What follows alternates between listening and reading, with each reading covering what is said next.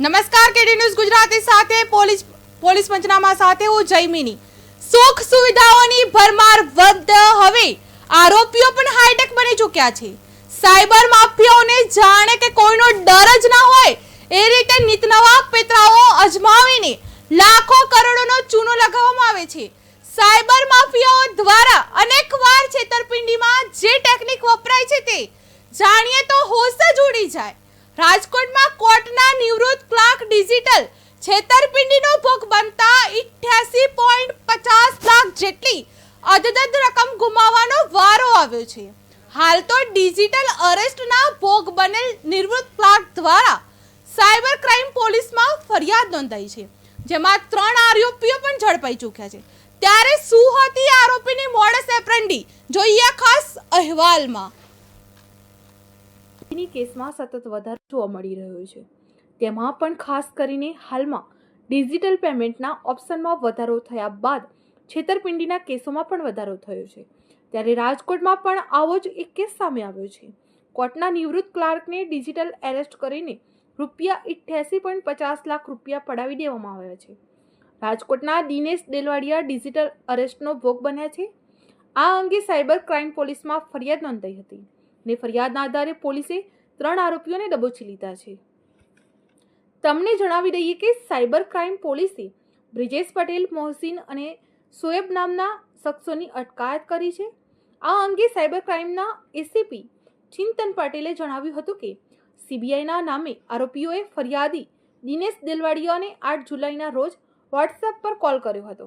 હા, આ ગુના ડિજિટલ અરેસ્ટ કરવામાં આવેલો છે। ખરેખર ડિજિટલ અરેસ્ટ નામની કોઈ વસ્તુ નથી, પરંતુ મારી નાગરિકોને એક અપીલ છે કે જ્યારે પણ તમને કોઈ વોટ્સએપ પરથી કોલ અથવા વિડીયો કોલ આવે અને તેમાં કોઈ વર્દીધારી પોલીસ ઓફિસર અથવા ઈડીના ઓફિસર કે સીબીઆઈના ઓફિસર બનીને કોઈ તમારી સાથે વાત કરે તો ત્યારે જ સમજી જવું કે આ એક ફ્રોડ કોલ છે અને તમને છેતરવા માટે આ પ્રકારનો કોલ કરવામાં આવે છે। પોલીસ દ્વારા ક્યારેય પણ આ રીતે આરોપીઓને પકડવાનો પ્રયત્ન નથી કરવામાં આવતો। નાગરિકોને ખાસ અપીલ છે કે આ બાબતે સચેત રહેવું અને કોઈ પણ વ્યક્તિ તમને કોઈ પણ ખોટા સમન્સ કે વોરંટ કે એ કોઈ પણ વસ્તુઓ તમને ઓનલાઈન મોકલે અથવા પોતાના વિડીયો કોલથી પોતે પોલીસની વર્દીમાં છે એવું દર્શાવે તો તે ફેક કોલ હોય અને તે બાબતની ફરિયાદ તાત્કાલિક આપે 1930 પર નોંધાવી દેવી। આમાં આરોપી જે બ્રિજેશ પટેલ છે તેના એકાઉન્ટમાંથી જે આ ફ્રોડનું ફંડ છે તે ટ્રાન્સફર થતું હતું અને એને જ્યારે સમન્વય પોર્ટલ પર ચેક કરવામાં આવ્યું તો જાણવા મળ્યું કે 12 અલગ અલગ રાજ્યોમાંથી તે એકાઉન્ટ વિરુદ્ધ અરજીઓ થયેલી છે।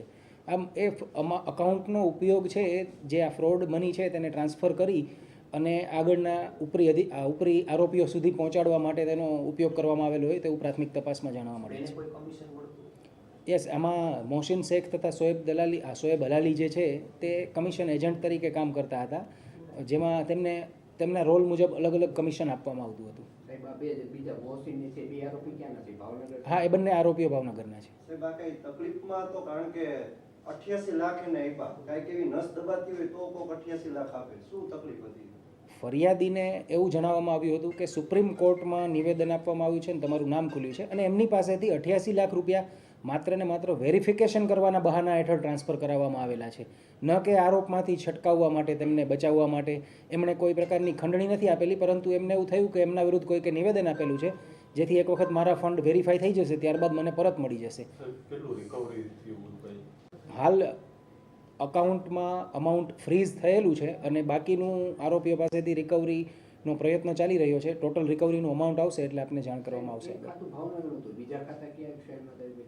બીજા જે ફર્સ્ટ લેયરના 8 અલગ અલગ અકાઉન્ટ છે એ ભારતના અલગ અલગ 5 રાજ્યોમાંથી આવેલા છે, જેમાં એક વેસ્ટ બેંગોલ છે, મધ્યપ્રદેશ છે, મહારાષ્ટ્ર છે તથા 2 ઉત્તર ભારતના રાજ્યો છે। એમ અલગ અલગ રાજ્યોના છે અને તેમની કેવાયસી ડિટેલ્સને બધી ટેકનિકલ માહિતી મળશે એટલે ત્યાંના આરોપીઓની પણ તપાસ કરવા માટે પોલીસની ટીમ રવાના કરવામાં આવશે।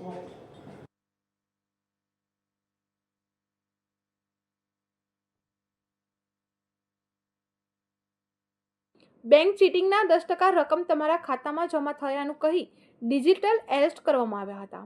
આ કેસમાં 12 રાજ્યના 8 અલગ અલગ એકાઉન્ટનો ઉપયોગ કરવામાં આવ્યો હતો। ભાવનગરના બ્રિજેશ પટેલના એકાઉન્ટમાં રૂપિયા 10 લાખ નાખવામાં આવ્યા, જેનું તેને કમિશન પણ ચૂકવવામાં આવ્યું છે। વધુમાં એસીપીએ કહ્યું કે ફરિયાદી દિનેશભાઈ લોકરમાં રાખેલા પોતાના ઘરેણાં પણ ગીરવે મૂકી રકમ જુદા જુદા એકાઉન્ટમાં ટ્રાન્સફર કરી આપી છે। ડિજિટલ એરેસ્ટ કરનાર શખ્સે કહ્યું હતું કે કોઈને જાણ કરશો તો આખા પરિવારની ધરપકડ થશે. તેથી ગભરાઈ જઈને તેમને અગાઉ પોલીસને જાણ કરી ન હતી.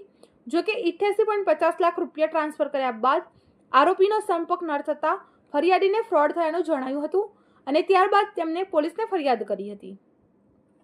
Bureau report, KTV news Gujarati, Rajkot.